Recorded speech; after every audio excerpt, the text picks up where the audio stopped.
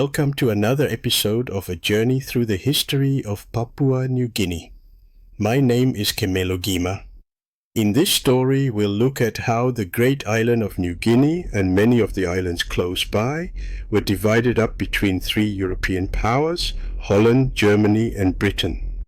This took place in the 1800s and was one of the last great acts of European expansion in the Pacific.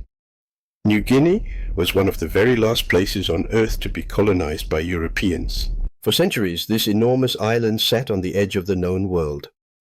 Europeans had known about New Guinea since the 1500s, yet for a long time they visited only briefly. Explorers had passed along its coasts, made maps, and they wrote about its strange wildlife and people, but very few ever went inland, and for a long time none of them stayed for very long. Why not? The answer lies in the land itself. New Guinea is one of the most rugged and isolated regions on Earth. Mountains rise more than 4,000 meters high, wrapped in cloud and rainforest. Its rivers twist through swamps and mangroves, and there are dangerous reefs along much of the coastline. Malaria, heat, and isolation made it a place Europeans feared as much as they admired. European explorers found no spices to trade, no gold or silver to take. In other words, there were no easy profits.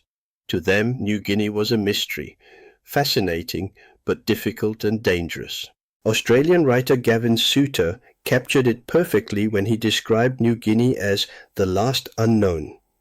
By the late 1800s, Europeans knew far more about Africa, North and South America and Asia than they did about New Guinea. Everything changed in the 19th century, when Holland, Britain and Germany each decided they wanted a share of the great island and other islands that were close by. And that's where our story begins, with the scramble for New Guinea, and the start of the greatest period of change in its history.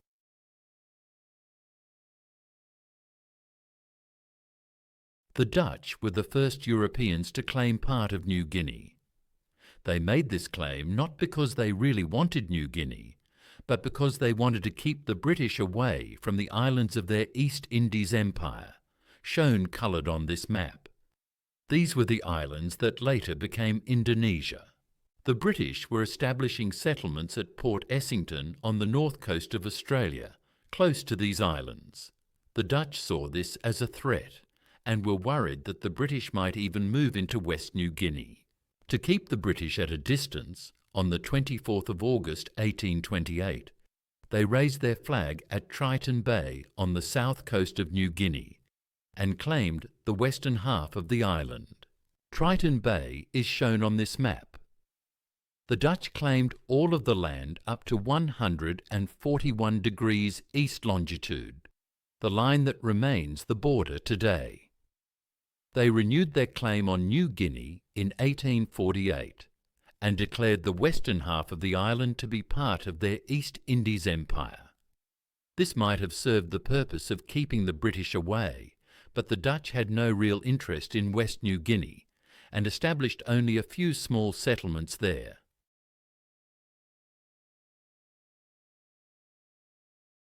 European interest in New Guinea really began to grow during the 1870s. In the British colonies of eastern Australia, many white Australians started to worry. They did not want Germany, France or some other foreign nation to become established so close to Australia, right across the Torres Strait. If that happened, it might also threaten their control of the sea route through the strait, which was the main passage between Australia and Asia. And of course, there was another concern. If there were any profits to be made in New Guinea, they believed those profits should go to the British, or better still, to Australians. The Australians turned to their mother country, Britain, for help. They wanted Britain to act quickly, to take possession of the eastern half of New Guinea before any other power did. But London wasn't interested. The British government saw no value in becoming involved with New Guinea. That didn't stop the Queensland Premier, Thomas McIlwraith. He was determined to act on his own. He ordered Henry Chester, the police magistrate on Thursday Island, to sail to Port Moresby, raise the British flag, and claim the eastern half of New Guinea in Britain's name. Chester carried out his orders. He raised the British flag at Port Moresby, while the missionary, William Laws, explained to the gathered villagers what was happening. Chester then presented Bo Varji, a leader from Hanuabada village, with a British flag and a bright red hat. Chester offered trade goods to the local leaders as a sign of friendship, and in return they gave him gifts of their own. However, it all came to nothing. Queensland was only a colony. It couldn't legally take over another land without Britain's approval. When news of what had happened reached London, the British Colonial Secretary, Edward Stanley, refused to recognise Chester's claim. And Britain's Prime Minister, William Gladstone, went even further. He declared that Queensland had acted illegally. The Australians were furious. They continued to demand that Britain take action. At a conference in Sydney, the colonial premiers agreed they would help pay the costs if Britain would agree to take control of eastern New Guinea. The pressure kept growing, and finally, in August 1884, Britain gave in. Britain had now decided to take control of eastern New Guinea, but there was some confusion about who should do it. Hugh Hastings Romilly, a British official in the Pacific, got a message about the plan and thought it meant he should raise the flag himself.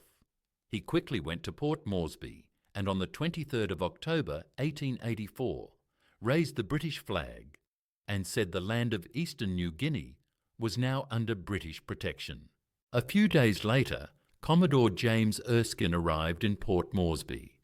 He had the real orders to make the official declaration, and he said Romilly's flag raising was just a practice run. Commodore Erskine held two ceremonies. In this picture, he is shown on his ship, the HMS Nelson, shaking hands with Bo Varji while the villagers and sailors watch.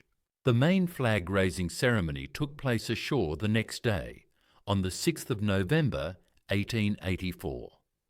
In this picture, behind the sailors stood important men from Hanuabada and nearby villages.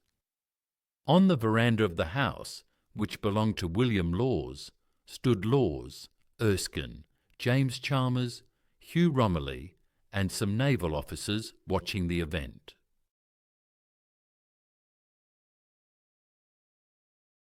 On the 17th of November 1884, just 11 days after the British had raised their flag in Port Moresby, news arrived from the Germans. They announced that they had already claimed part of New Guinea for themselves. Their flag, they said, had been raised at Myoko, in the Duke of York Islands, on the 4th of November, 2 days before the British ceremony at Port Moresby. The Australians were furious when they heard the news. They had wanted Britain to take control of all of eastern New Guinea, but now it would have to be shared with Germany. Many Australians blame Britain for acting too slowly. British and German officials hurried to agree on the borders, which were finally settled in April 1885. Eastern New Guinea and islands to the east were divided into two separate territories. By November 1884, the great island of New Guinea had been divided into three parts: Dutch New Guinea in the west, German New Guinea in the northeast, and British New Guinea in the southeast. The island once called the Last Unknown had finally been carved up by the colonial powers. But this was not the end of the story. Dutch New Guinea was to become part of Indonesia in 1963. However, our interest lies in eastern New Guinea. In the years to come, Australia would take control of both British and German New Guinea. Those developments will be explained in a future episode. So, by the end of 1884, New Guinea, once called the Last Unknown, had been divided among three foreign powers. The Dutch claimed the west, the Germans took the northeast, and the British claimed the southeast. It was the beginning of a new chapter in New Guinea's history, one that would shape the lives of its people for generations to come. That concludes our episode number 9. In the meantime, please consider hitting the like button and subscribing. And if you have any comments, we would love to read them. In our next episode, we turn to another major turning point, the arrival of the first Christian missionaries in New Guinea. Who were they? Where did they come from? And how did the people of New Guinea respond to their message? I look forward to seeing you then.